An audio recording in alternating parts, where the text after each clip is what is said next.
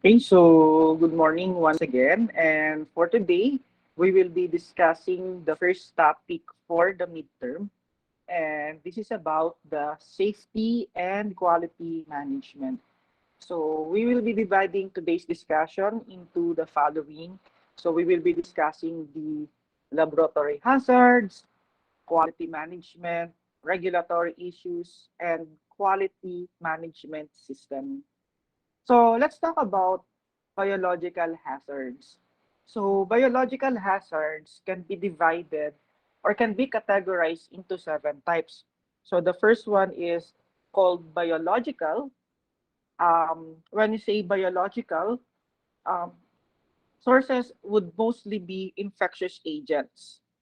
Okay, so when you say infectious agents, this could be bacterial, fungal, viral, or parasitic. So that is the reason why it is very important that we observe the universal safety precautions. So when we say universal safety precautions, we treat everything as potentially infectious, particularly the specimen. So for example, in serology laboratory, um, the most common specimen that you will be receiving is a serum sample. And if that's the case, we should treat serum sample or any body fluids as potentially infectious and they may actually contain these particular pathogens. Okay, so these are the different pathogens that could be present, okay, in biological samples.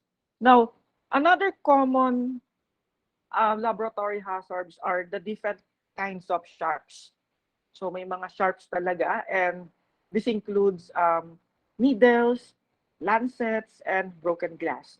So there's a possibility for us to get cuts, um, punctures, and because of that, we will be exposed to blood-borne pathogens. So the most common hazards that we can have for these particular sharps or sharp objects, such as accidental puncture of needles or lancets, the most common is hepatitis B.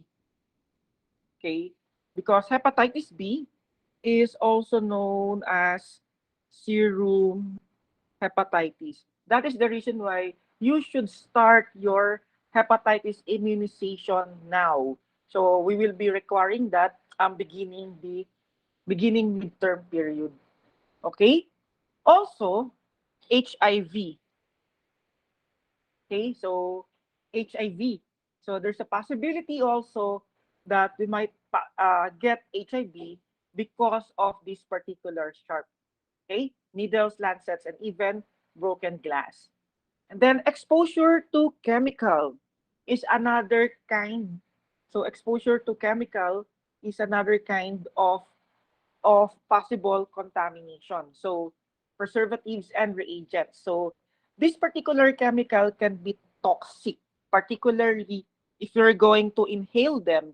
So that's the reason why in chemistry laboratory, we have fume hoods. So you should be able to process everything in fume hoods so that corrosive acid, okay, the fumes being emitted by these chemicals whenever you open the bottle will not be inhaled by the person, okay, by the medical technologists. Carcinogenic and even caustic agents are examples of laboratory hazards. And then, of course, radioactive. Now, for medical technologies, we are mostly exposed to radioactive materials if you are assigned in nuclear medicine. Okay, because in nuclear medicine, you'll be exposed to radioisotopes. So the most common of which is, for example, the iodine 125. So that's the most common radioisotopes, and we are using the procedure known as radioimmunoassay. Okay, so because of this, we could be exposed to radioactive materials. So possible injury, would include damage to a fetus or generalized exposure to antigen. Yes, Mr. Nueva? At din totoo po ba na prone daw po yung mga radtech sa pagiging baog? Um, that's a possibility, especially if um, they do not uh, they do not observe necessary precautionary measure.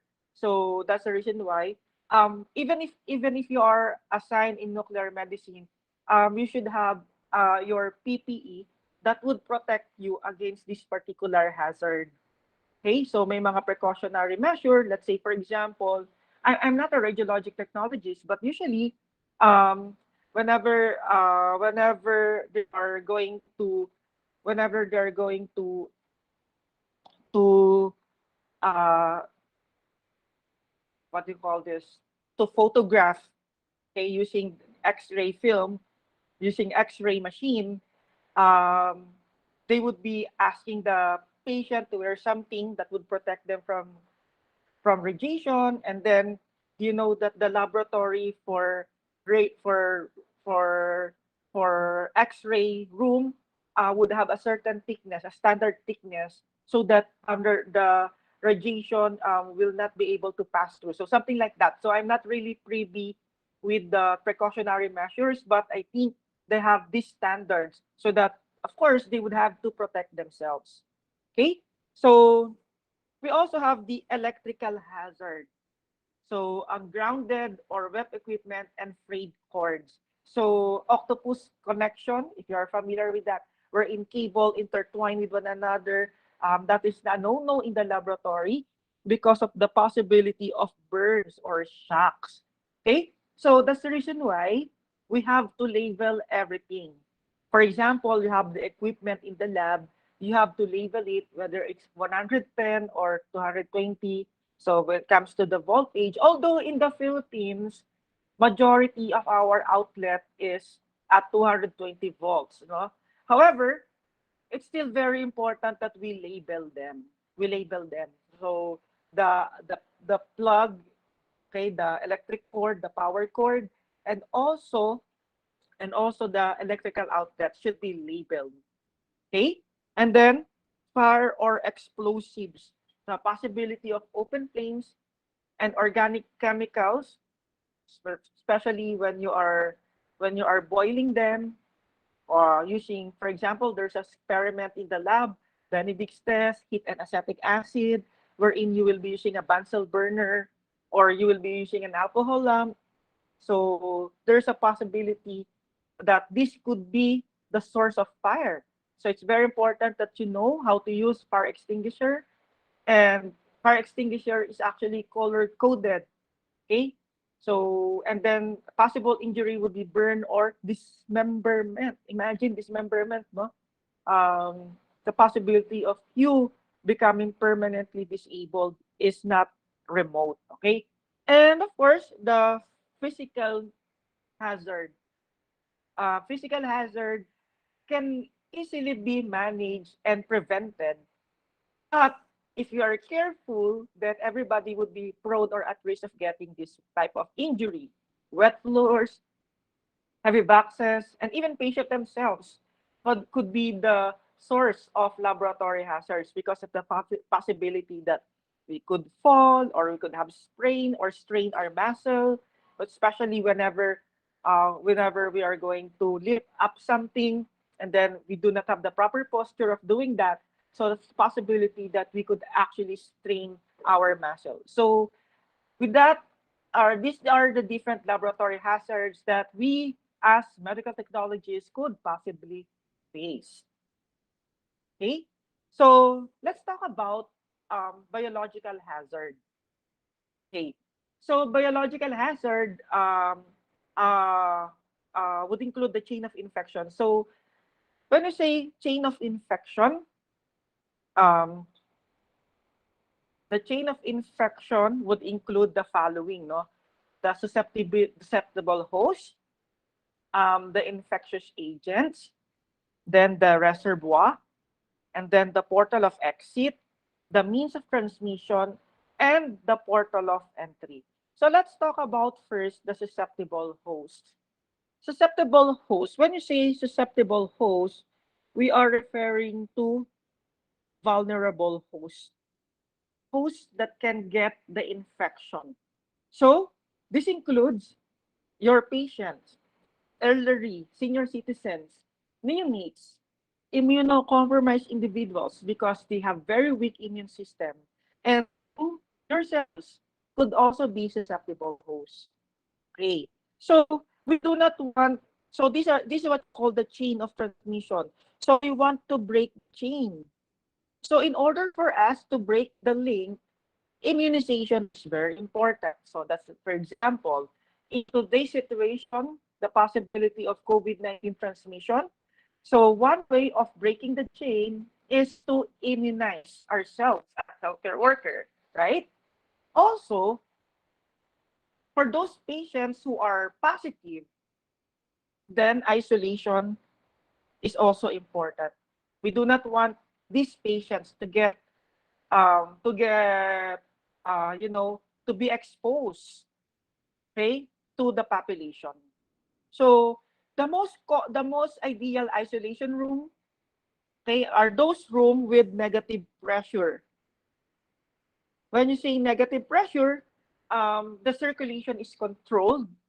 The airflow is controlled, and the airflow will not go out and further spread the possible droplets or the possible airborne pathogens. And if you are working in the nursery, you do not want the neonates to get infected. So that's the reason why yung mga doctors, pediatricians, nurses, they have to observe proper protocols. So for example, when changing the diaper of one neonate, so one has to replace the gloves or wash her hands or his hands before carrying another neonate. So you do not want, so these are examples of nursery precautions. And of course, the healthy lifestyle. That is very important. So you do not want to compromise your lifestyle because that can actually weaken the immune system. So another example of another a component of the chain of transmission would be the infectious agents. So when you say infectious agents, this could be pathogens. And in fact, pathogens would include not only this, ions, prions could also be a pathogen. Okay? So these are the possible infectious agents. You know, susceptible hosts can easily get these infectious agents. Okay. Now, how about reservoir?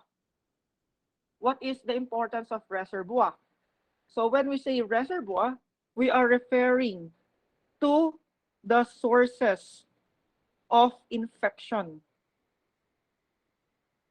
Okay, so we are referring to the sources of infections as could be a possible source of infection.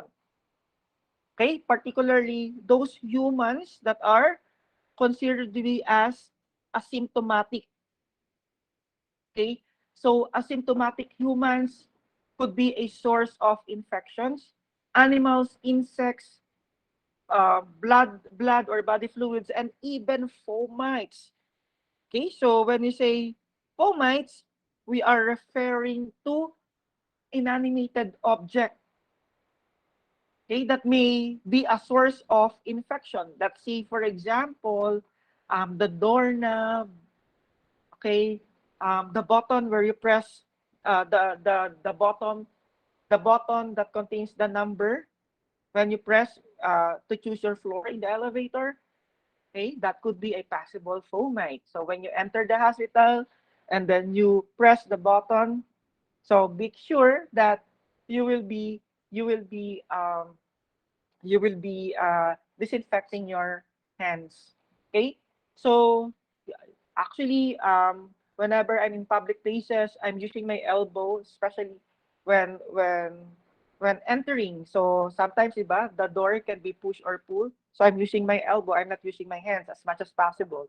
But if it's not possible, if you have no other choice but to use your hands, make sure that you have an alcohol with you, so that you would not be getting the possible pathogen. So hand hygiene and disinfection would be the factor in order for us to break the link. Okay. And then, of course, if you are infected, pathogens will come out of your body through the portals of exit.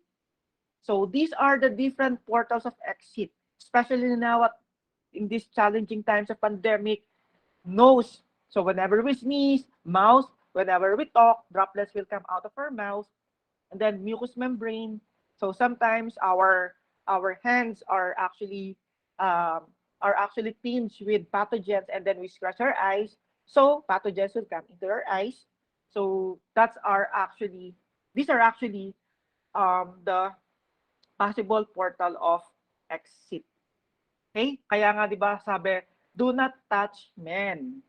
Okay, ano ba? 'Di ba meron ba kayong nabasang na do not touch men. Okay? So yung mouth, eyes and nose. Okay? So these are the possible possible way of you getting infected. Okay? So specimen collection, no? Especially those medical technologies who are assigned in swabbing area. So sometimes during the early part of pandemic, many medtechs died from COVID-19. They are assigned as specimen collector, swabber. So they can get infected as well. Okay, portal of exit. So how do we break the link? We sealed biohazardous waste container. So later, we will be discussing what would be the ideal specimen container. Okay, hand hygiene and standard precautions. No? So means of transmission, there are different means of transmission. For COVID-19, it is transmitted through respiratory droplets. And so an example of disease is COVID-19 for droplets. For airborne, tuberculosis can be transmitted through airborne. So that's the reason why if you are in Mycobacterium laboratory, so make sure that you have your PPE with you, and it is ideal that you process the specimen in biosafety cabinet. Okay, contact, hand contact, direct hand contact. There are many organisms that can be transmitted through contact, especially, for example, the oral fecal route. So that's the reason why hand washing is very important. So when you say vector, it is through water and food. So oral fecal route also. Oral fecal route. When I say contact, sexual intercourse is another example of contact. But when you say oral fecal route, so it may be due to food and water. So intake, no? And then, sorry, yung food and water pala is yung vehicle. So yung vector pala is yung, sorry, mosquito. Mosquito or other or arthropod born. Okay, so let me correct myself there. Okay, so in order to break the chain, so to break the link, hand hygiene, standard precautions, PPE, and patient isolation would be very important. And of course, these particular pathogens can enter through the patient, to the patient through the portals of entry. So the portals of entry can also be the same as the portal of exit. With the addition of skin, okay, pathogens can enter your skin through vectors, biological vectors. So for example, you were bitten by mosquitoes, or through accidental needle stick. So using unsterile equipment, and that's another way. Okay, so hospital related, or if a person gets infected through through a procedure in the hospital, so that's an iatrogenic infection. Okay, so we have to break the link by, of course, hand hygiene, standard precautions, PPE, and sterile equipment. Okay, so these are these are the different ways. These are the different ways of preventing. These are the different ways of preventing um, or breaking the chain of transmission. So that's the reason why the role of infection control team is very important, no, in controlling this particular infection. Okay, so how do we prevent biological hazard? So hand hygiene is very important. Okay, so for the hand hygiene, you have to perform before patient contact. You have to wash your hands. After you remove your gloves, you have to wash your hands. Before leaving the work area, you have to wash your hands, no? Or whenever you have noticed that your hands have been knowingly contaminated, you're able to touch something along the way, then you have to wash your hands. Before going to designated break areas, before you eat, you have to wash your hands. Before and after using bathroom facilities, you have to wash your hands. Although nowadays, using alcohol, like me, I have an alcohol here in my table. It's very convenient to use alcohol because you don't have to go to the toilet, you don't have to rinse your hands. But then again, there's no substitute for proper hand washing. Okay, so there's no substitute, particularly if you are able to have a mechanical removal of the pathogen. So that's the reason why proper hand washing technique is very important. And when it comes to the PPE, um, these are very important. No? These are very important PPE. So basic would include their gloves, gowns or laboratory coat, mask, goggles, face shield, and plexiglass countertop. Okay, so this is an example of a plexiglass countertop. So this can be used so that medical technologies will not get splashed or spills. However, if you do not have a plexiglass countertop, at least you should wear goggles, a laboratory goggles, okay, or face shields. So the standard controls in the United States being developed by the Center for Disease Control and Prevention. So this is what I told you about the universal safety precaution.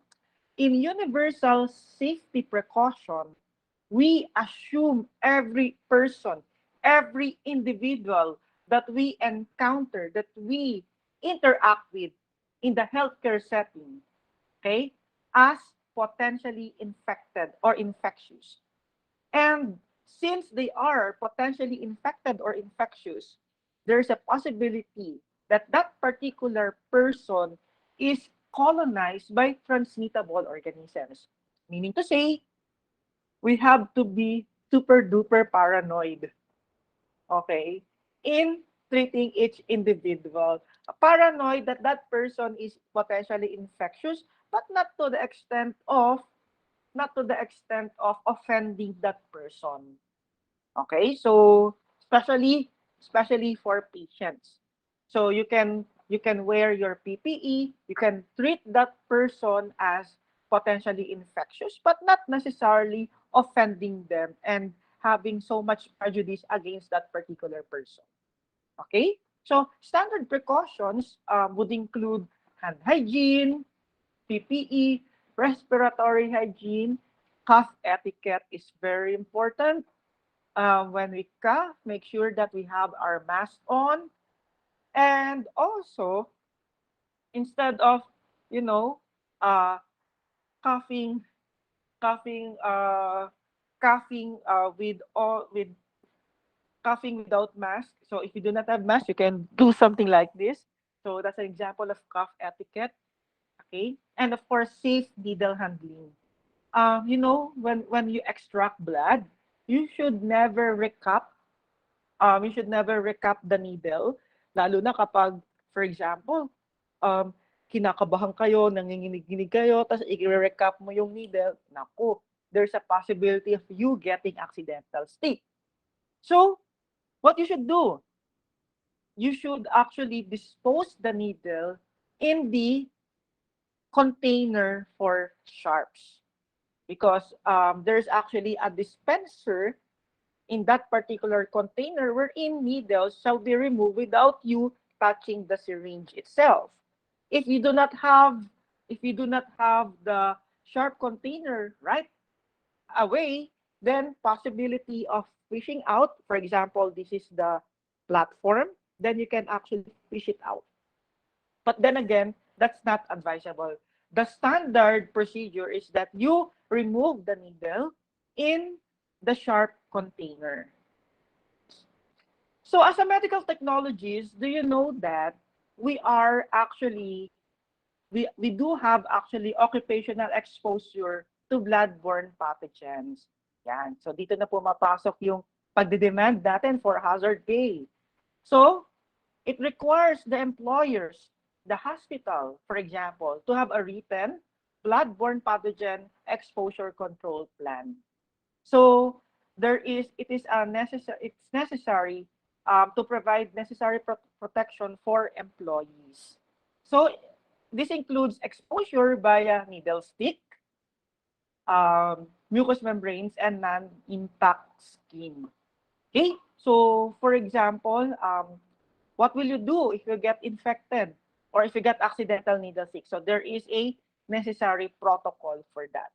So you have to wait for some time, then you have yourself tested for hepatitis B, and then some protocol will ask you to have a post-exposure prophylaxis for HIV. So that you do not get a bloodborne pathogen. So I tell you, no, the most common bloodborne pathogens are hepatitis B and HIV. Okay, so these are the most common bloodborne pathogens. So exposure must be reported to a supervisor. So a confidential medical examination must be performed. You do not make it as your story or my day in social media whenever you get exposed. And then post-exposure prophylaxis must be initiated within 24 hours, especially for HIV. So that's the reason why, as early as now, okay, you should have your hepatitis B. We will not be allowing you to be an intern, okay, by June if you do not have if you haven't completed the 3 doses of HIV of hepatitis B. Okay, so start now. Okay, biological waste disposal. So we must place our biological waste in containers labeled with biohazard symbol. So usually, this is the yellow garbage bag. So this includes materials with specimen comes into contact with. So alcohol pads, gauze, and even our used mask, used PPE should be disposed in yellow trash can. However, what's so sad nowadays is that face shield, PPEs, such as masks, are just being disposed anywhere else. So you would notice that in the street, you'll see used masks, used face shields. They're just being disposed anywhere. So it's actually a violation of a proper biological waste disposal. So that's a sad reality nowadays because not everyone is educated. And you would be saying that, syempre sa household, you do not have yellow container. You do not have yellow container. And then yellow container should not be actually mixed with household trash. But of course, this yellow container should be collected by some garbage hauler that is certified by the DNR.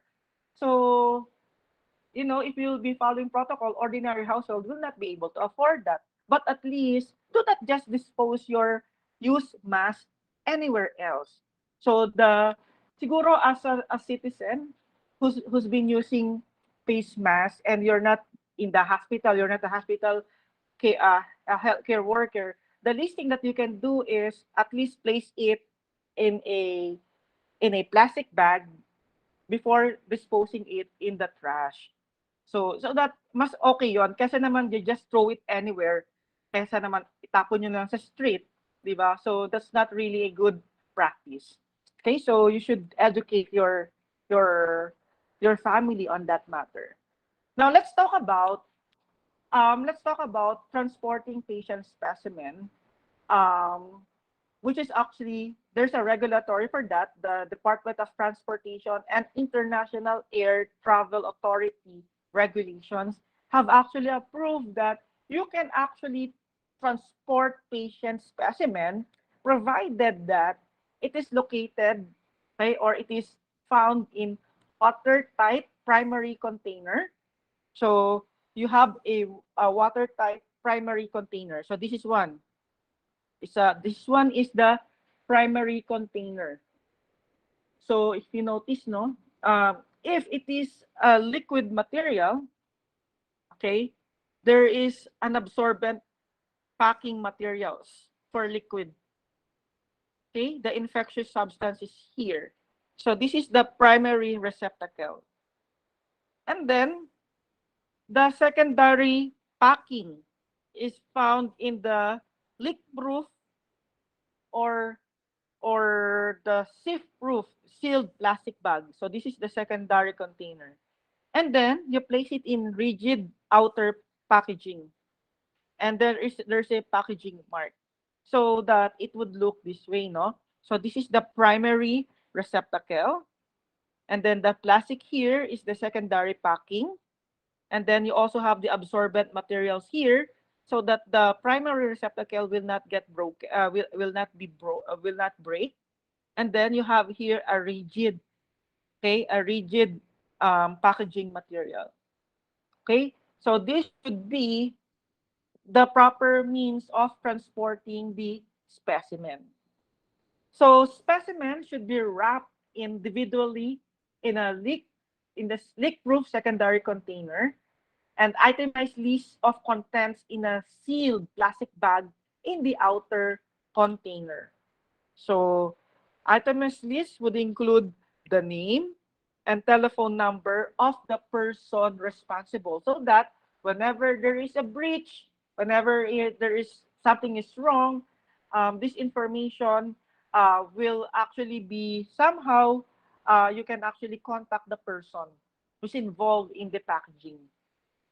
Okay, or this information may be instead provided on a written document such as the in the receipt or in the airway bill. They call that the airway bill.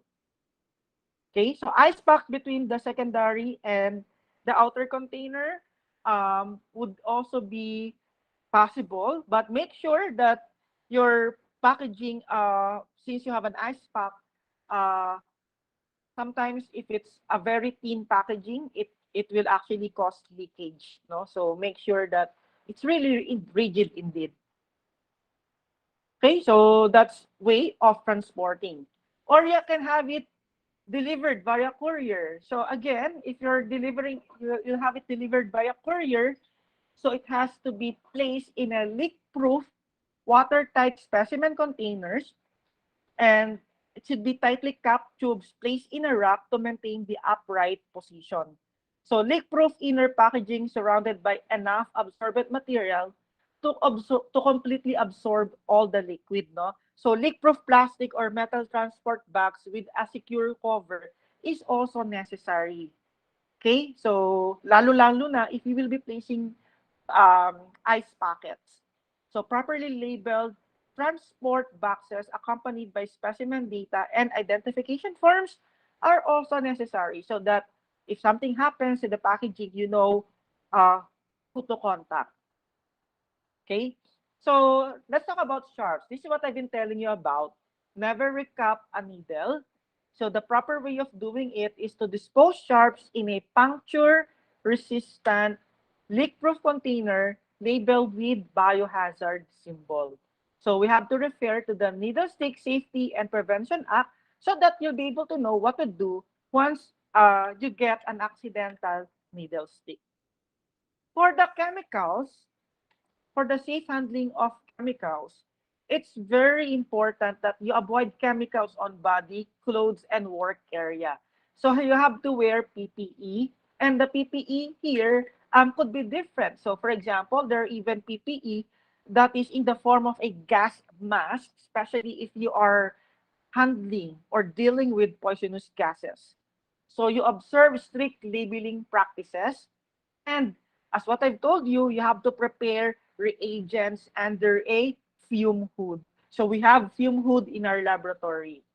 So carefully follow mixing instruction and immediately flush areas with water for at least 15 minutes if skin or eye contact occurs. So that's why in our laboratory, we have emergency shower and we also have eye wash, emergency eye wash. And material safety data sheets should be readily available. So it is required for hazardous ingredients concentration greater than 1%. So what is a material safety data sheet? So we call it the MSDS. MSDS contains information regarding the physical and chemical characteristics of the chemical, the fire explosion reactivity, the health hazard, the primary routes of entry, the exposure limits and carcinogenic potential, the safe handling, spill cleanup, and first aid precautions. So it is very important that whatever chemicals that you have in the laboratory, you should have data. You should have the MSDS data. Okay? So these are the possible chemical hazard labeling that you can use in the lab. So you should have label for flammable liquid. It means that these chemicals are fire hazard. Poison. So poison can be fatal or corrosive. Corrosive can cause acid burn or alkali burn. So there should be proper chemical hazard labeling. Chemical hygiene plan should include appropriate work practices.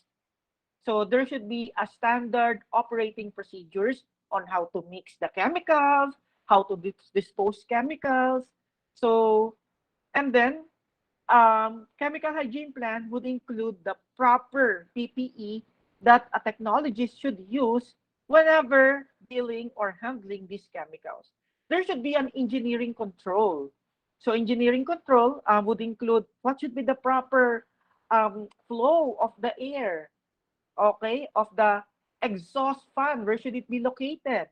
Okay, where should we locate the fume hood? So these are different engineering controls. And then of course, employee training requirements. Medical laboratory technicians or custodians or those who are handling chemicals should have proper training in measurement of chemicals or first aid, okay, or chemicals spill or clean up. Okay, medical consultation guidelines would also be necessary, and there should be a proper chemical waste disposal. Okay, so there should be a workflow for proper chemical waste disposal.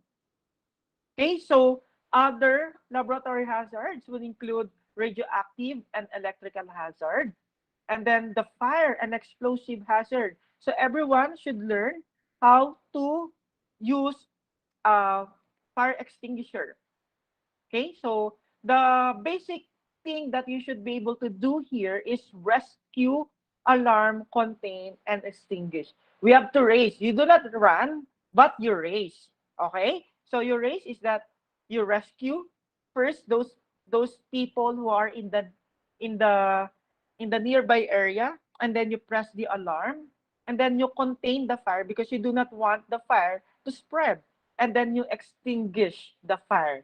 So it's very important that you have fire extinguisher.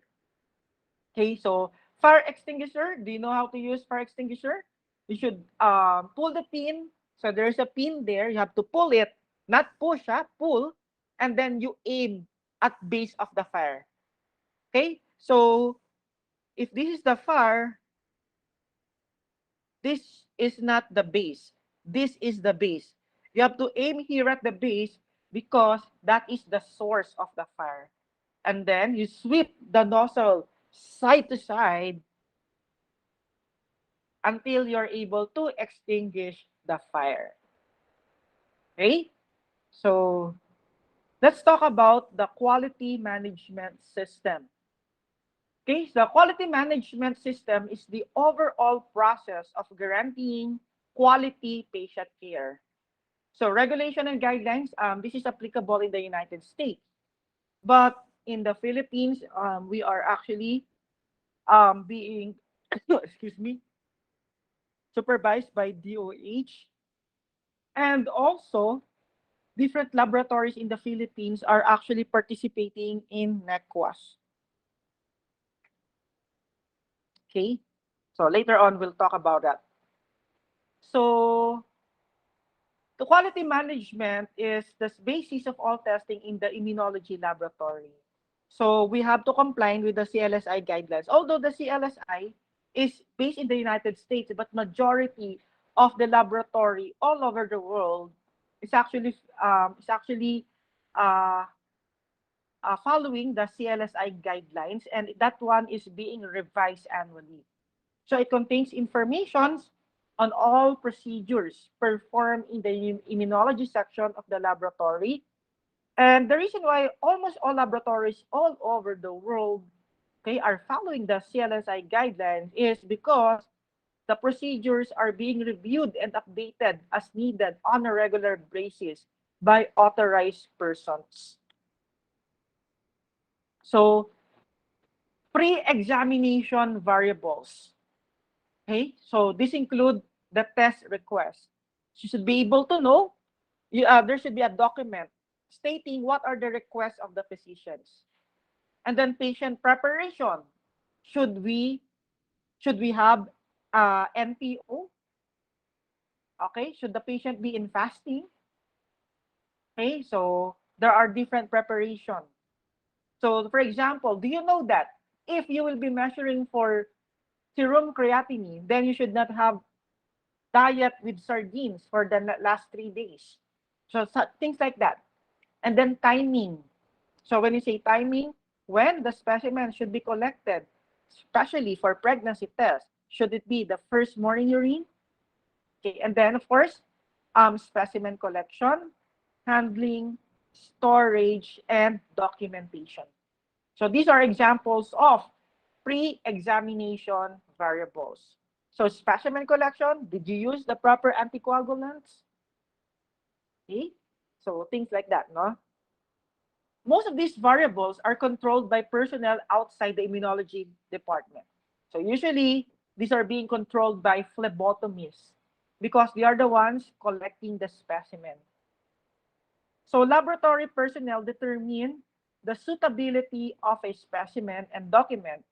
So any problems and corrective actions taken, okay, will be, of course, determined by the laboratory personnel themselves. So it is us, medical technologists, who assess if the specimen is collected using a proper collection procedure. So for example, you would be needing a serum, but the specimen is collected in EDTA tube, then we have all the right to reject the specimen. Or for example, the amount of specimen is not enough, then we have the right to reject that particular specimen.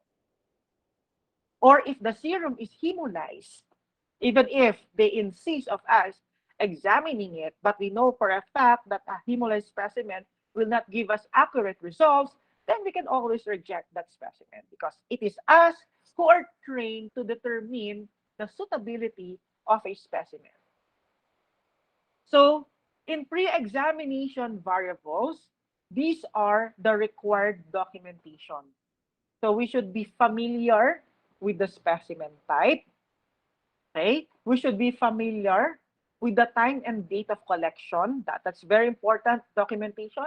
And of course, the most important is this data, the name of the patient, at least the first and the last name, and then the patient gender, the age and the date of birth, who is requesting the test. So it should be a physician only, okay, the attending physician, person to contact with critical results. So when you say critical results, these are the panic values that would require immediate medical attention. Okay, test name. Of course, this is very important. What would you do with the serum without the test name? Okay, handling requirements and the time delivered to laboratory. Okay, so kapag may nakalagay na stat, meaning to say within 1 hour, you should have a result. Stat means specimen to be analyzed today. So within an hour, you should have a result, okay, especially in ER cases. So the common errors would include patient misidentification. So take note, huh? This is a mortal sin in the laboratory to have a patient misidentification. And then wrong test is ordered. Naku, this is another mortal sin in the laboratory. Okay, incorrect specimen type collected. Okay, so for example, there are some specimen that cannot be processed using plasma. Some would only require serum. Insufficient specimen volume. Delayed transport of specimen to the laboratory.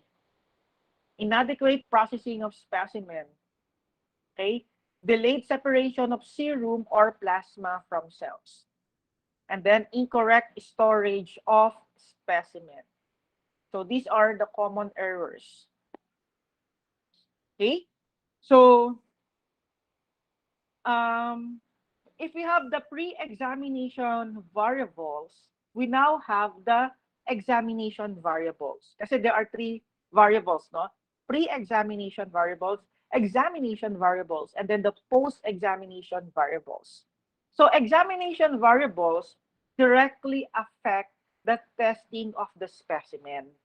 So this would include the reagents, the instrumentation and equipment, the test procedures, quality control, personnel, and facilities. Meaning to say, these are inherent to the testing procedures. So if your reagents are expired, or if the machine is has would give us fluctuating values, or if you are not able to properly follow the test procedures, or if the personnel or the medical technology is not well trained, so this will directly affect the testing of specimen. So in examination variables, quality control is very important because it ensures that the standards are met, and quality control procedure is being done always. It is being done at the beginning of each shift, every morning. It is being done before testing. It is being done if the lot number of reagents are changed. It is being done when instrument malfunction has occurred. And it is being done if the test results are questioned. So that's why quality control procedure, okay, is actually a very important practice. Okay? So quality control would include external control because we verify accuracy and precision. Okay? Electronic control, we verify functional ability of testing device and proficiency testing. It is the external quality assessment. In the Philippines, we have the NEQAS, the National External Quality Assessment System. Okay, so how does it work? DOH will be sending as an unknown specimen, unknown sample in all laboratories. So it's actually voluntary whether you want to participate in NECWAS or not. It's voluntary. But then again, of course, it's very important that we participate because this will give us confidence that whatever it is that we are releasing in the laboratory are indeed reliable. Okay, so we participate. So most of the laboratories are participating in NECWAS, and after you have submitted your data, DOH or the one that is involved in NECWAS will give you the result, whether you have reported the correct result or not. Nako, this is a big deal in the lab. Whenever there's a NECWAS, so everybody should be up and about. Okay? So in examination of variable, this is very important. So when you run the control, if you are in control, meaning to say, there are two types of control kasi in the lab. Okay, L1 and L2. So L1 is normal control, meaning to say, if you test that specimen, the result should be within the normal value. And then the second type of control is the high value, meaning to say, if you test that specimen in the lab, that should give you a high value. So if you are able to do that correctly, it means that you are in control. Then good job. But if you are out of control, you go to step number 2. So for step number 2, you inspect for outdate. Is a reagent expired? Or have you been storing the specimen properly? Or is it the correct lot number of the reagent? Or has there been any sign of contamination? Okay, if your answer in all of this is yes, then you make a new control and retest. But if you do not have obvious explanation, you retest again until such time that you are in control. But if you're still out of control despite of doing several retests, then you go to step number 3. In step number 3, in step number 3, you make up a new bottle of control. Maybe your L1 and L2 control is not anymore working. And after opening a new bottle of control, which by the way is very expensive, if you are now in control, okay, so you discard if you are in control, you discard the old control and proceed with testing. But but in spite of new battle control and you're still out of control, ako, this is a bad day for you. You now go to step number 4. In step number 4, this time you do not only open a new bottle of control, but you now open a new kind of reagent strips. Wow. What does it mean? It means that malulugi yung laboratory because you now have another, we need to say, new batch of reagent. That's not very cheap, no? But you cannot do anything about it. You're out of control. So you open a new can of reagent strip and test with a new control. Good news if you are in control because bad news also because you have to discard the bad reagent strip and proceed with testing. And if you are in control, discard the entire lot, notify the manufacturer, siyempre magreklamo kayo, and proceed with testing. But if you are still out of control, reach lot numbers and retest. And if you're out of control, notify the supervisor or resource person and do not proceed with testing. Siguro number 5 is resign. Joke lang, joke lang yung resign. Okay. So, these are the different things that you need to do, no? If everything is out of control. So, there are several algorithms that you have to follow, but at the end of the day, you do not just furnish results for the heck of furnishing the results without you having the confidence. Remember, your license as a registered medical technologist is actually in line. It's actually would be compromised. Also, the license of the laboratory would be compromised if you will be furnishing results that are not properly done, results that are based on out of control laboratory quality management. So it's always good to be in control. So common errors in examination variables would be sample misidentification. What happened? Sorry.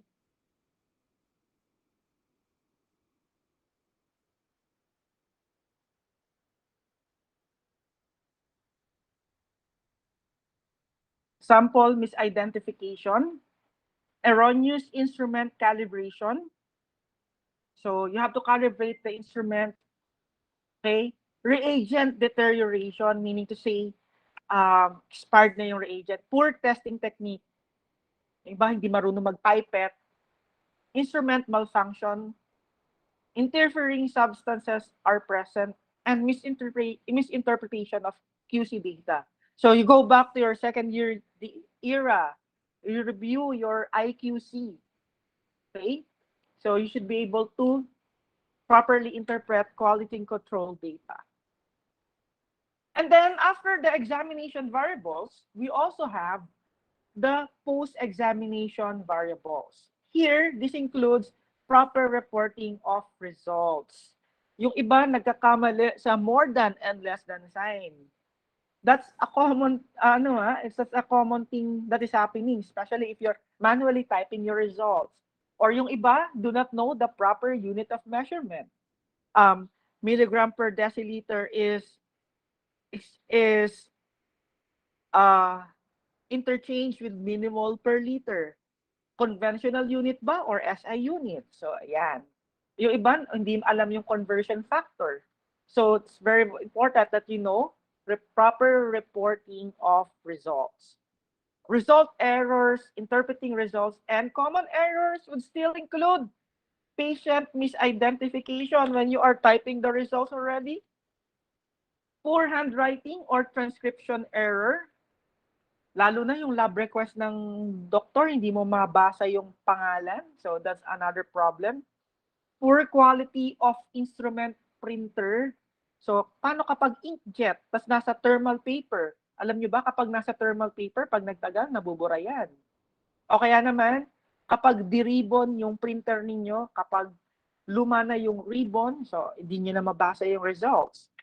Failure to send reports or call critical values. Ito yung panic values that you have to notify the attending physicians right away.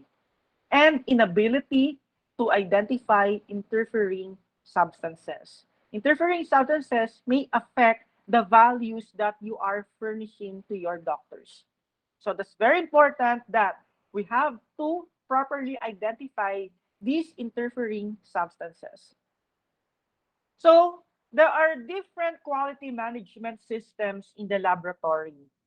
So to name a few, we have the quality system essentials, which include 12 quality essentials to document quality work in the laboratory. And then the Lean system should include the 6S. So when you say 6S, we sort, straighten, scrub, safety, standardize, and sustain to eliminate waste. And another quality management system in the laboratory is called the Six Sigma. So this is the guidelines to reduce variables and decrease errors. Okay, so that's about it. That ends our discussion on quality management system, or chapter 8 to be exact.